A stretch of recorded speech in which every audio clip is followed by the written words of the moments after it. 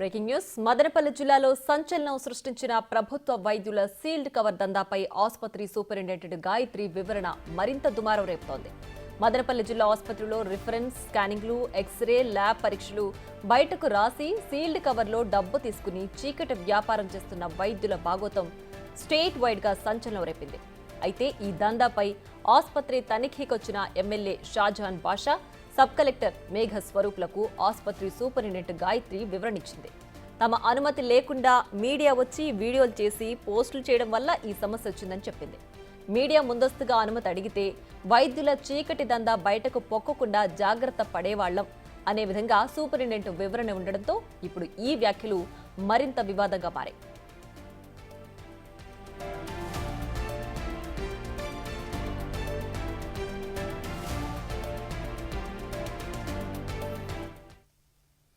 మరింత సమాచారం మా ప్రతినిధి దామోదర్ అందిస్తారు. దామోదర్, చెప్పండి, ఆసుపత్రి చీకటి దందాకు సంబంధించి సూపరింటెండెంట్ చేసిన వ్యాఖ్యలు ఏ విధంగా భావించాలి? నిజంగానే అక్కడ దందా జరుగుతుందని ఒప్పుకుంటుంది అని భావించాలా ఈ వ్యాఖ్యలతో?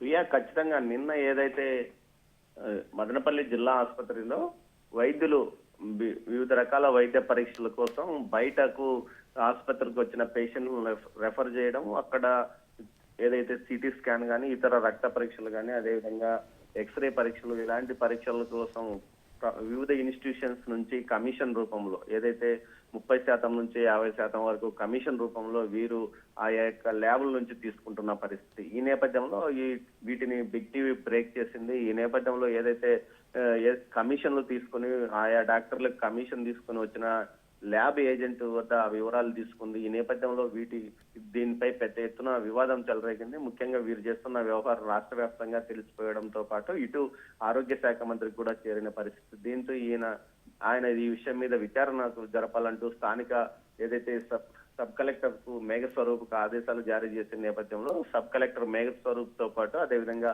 ఎమ్మెల్యే షాజహాన్ బాషా ఆసుపత్రిని తనిఖీ చేశారు. ఈ తనిఖీ సందర్భంగా ఏదైతే సూపరింటెండెంట్ గాయత్రి మాట్లాడిన వ్యవహారం మరింత వివాదాస్పదంగా మారింది. ఆమె అనుమతి లేకుండా లోపలికి వచ్చి వీడియోలు తీశారు. ఆ సమయంలో ఇవన్నీ బయటపడ్డాయంటూ చెప్పుకొచ్చిన పరిస్థితి. మొత్తం మీద తీసుకుంటే ఏదైతే వైద్య పరీక్షలకు సంబంధించి సిటీ స్కాన్ తప్ప మిగతా అన్ని పనిచేస్తున్నాయని చెప్పినప్పుడు మిగతా అన్ని రకాల పరీక్షలు బయట ఎందుకు పంపించారు? ముఖ్యంగా జిల్లా ఆసుపత్రిలో సిటీ స్కాన్ పనిచేయకుండా పోవడం, ఏదైతే మెడికల్ కాలేజీకి అనుబంధంగా మదనపల్లి మెడికల్ కాలేజీకి అనుబంధంగా కూడా ఈ మదనపల్లి జిల్లా ఆసుపత్రిని ఎంపిక చేసిన నేపథ్యంలో వైద్య విద్యార్థుల కోసం కూడా ఈ ఆసుపత్రి అవసరం. ఇలాంటి పరిస్థితుల్లో ఇక్కడ అన్ని సమకూర్చుకోవాలి. దీనికి సంబంధించి నిధులు కూడా ఉన్న నేపథ్యంలో వీటన్నిటిని పట్టించుకోకుండా ఇక్కడ ఉన్న వైద్యులు బయట ల్యాబ్స్ ఏదైతే పరీక్షల కోసం టెస్టుల కోసం పంపించడం, ఆ తర్వాత అక్కడ ఆ ల్యాబ్స్ నుంచి కమిషన్లు తీసుకోవడం రివాజ్ గా మారిన నేపథ్యంలో ఈ విషయాన్ని బిగ్ టీవీ బ్రేక్ చేసింది.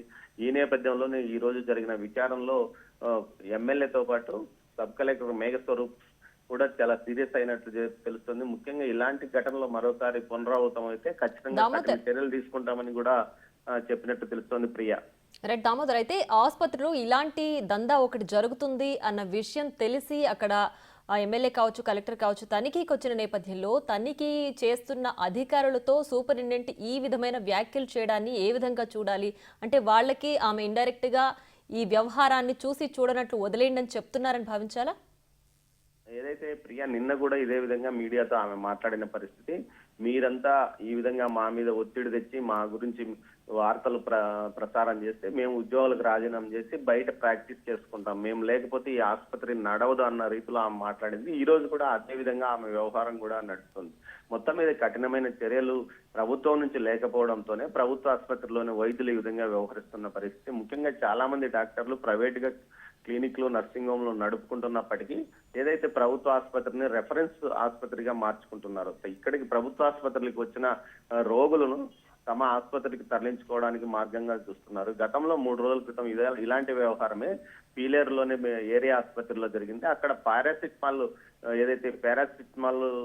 సిరప్ కూడా దొరకని పరిస్థితుల్లో బయట నుంచి తెప్పించారు. ఈ విషయాన్ని బిగ్ టీవీ కథనాల్లో ప్రసారం చేసిన నేపథ్యం తర్వాత వారికి నోటీసులు ఇచ్చిన పరిస్థితి. మొత్తం మీద ఇలాంటి వ్యవహారాలు ప్రభుత్వ ఆసుపత్రిలో తరచుగా జరుగుతున్నాయి.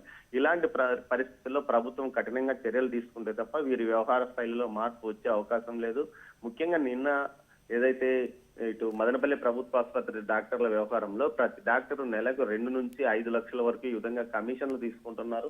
దీనికి తగ్గట్టు ఖచ్చితంగా కఠినంగా చర్యలు తీసుకోవాలని ఏదైతే ప్రజలు కానీ ప్రజా సంఘాలకు అని కోరుకుంటున్న నేపథ్యంలో ప్రభుత్వం ఎలాంటి చర్యలు తీసుకుంటుందో కేవలం అటు ఎమ్మెల్యేను అటు సబ్ కలెక్టర్ తనిఖీల తర్వాత ఎలాంటి చర్యలు తీసుకుంటారు, ఈ ల్యాబుల నుంచి కమిషన్ల వ్యవహారాన్ని ఆప్ చేయిస్తారా, లేకపోతే ప్రభుత్వ ఆసుపత్రిలో అన్ని టెస్టింగ్స్ పూర్తి స్థాయిలో జరిగే విధంగా చర్యలు తీసుకుంటారా అన్నది చూడాల్సి ఉంటుంది. ప్రియా, మొత్తం మీద అయితే వీరందరికీ షోకాజ్ నోటీసులు జారీ చేయాలని ఆసుపత్రి కమిటీ చైర్మన్ గా ఉన్న సబ్ కలెక్టర్ ఆదేశాలు జారీ చేసినట్టు తెలుస్తుంది.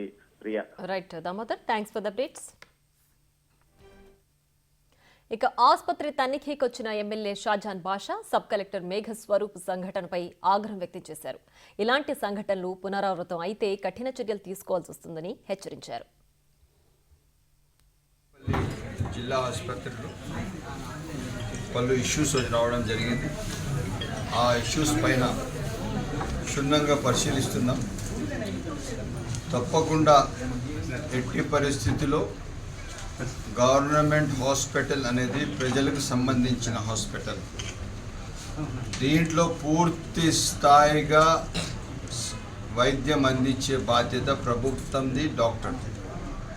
ఇక్కడ ఏ మాత్రం వేరే రకంగా పని చేయడానికి ఏ ఒక్కరికి అధికారం లేదు.